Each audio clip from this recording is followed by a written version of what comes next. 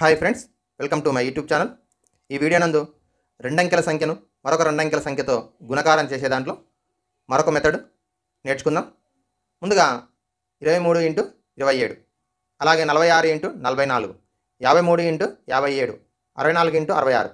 ఇందులో గమనించినట్టయితే పదుల స్థానంలో ఉన్నటువంటి అంకె సమానంగా ఉంది. ఒకట్ల స్థానంలో ఉన్నటువంటి అంకెలు కూడితే 10 వస్తుంది. చూడండి ఒక్కసారి, ఇవన్నీ కూడా మనం గమనించినట్టయితే ఒకట్ల స్థానంలో ఉన్నటువంటి అంకెలను కూడితే 10 వస్తుంది. పదుల స్థానంలో ఉన్నటువంటి అంకెలు సమానంగా ఉన్నప్పుడు సులభంగా ఏ విధంగా ఆన్సర్ రాయొచ్చు అనేది చూద్దాం.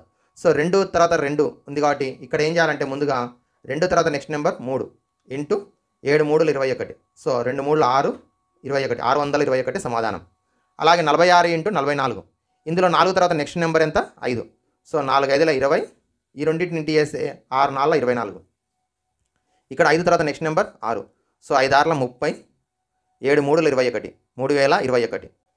6 6 6 7 42, 6 4 24, 7 8 8 56, 8 2 16, 8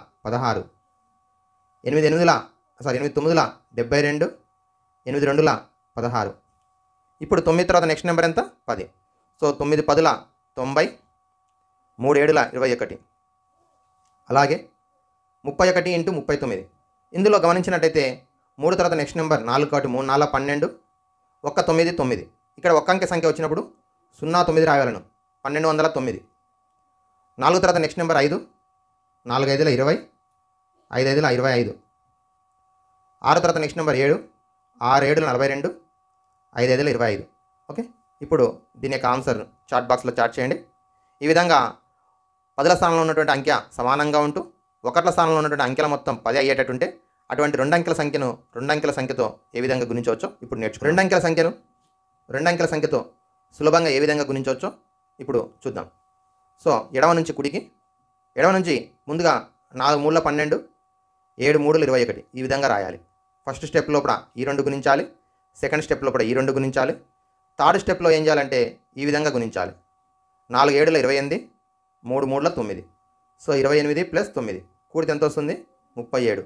దీనిని పదుల స్థానం నుంచి ఎడమ వైపుకు రాయవలను. సో 7 3 1 9 5 1. అలాగే మరో సంఖ్య చూద్దాం. 69 ఇంటూ 27. సో ఎడమ నుంచి ముందుగా 6 2 12, 9 7 63. నెక్స్ట్ స్టెప్లో 6 7 42, 9 2 18. సో 42 ప్లస్ 18 ఎంత అవుతుంది? కూడితే 60. ఈ 60ను పదుల స్థానం నుంచి ఎడమ వైపుకు రాయవలను. 60 కూడితే 3 6 8 1. ఈ విధంగా ఎడమ వైపు నుంచి కుడి వైపు కూడా రెండంకెల సంఖ్యను రెండంకెల సంఖ్యతో గుణించవచ్చు.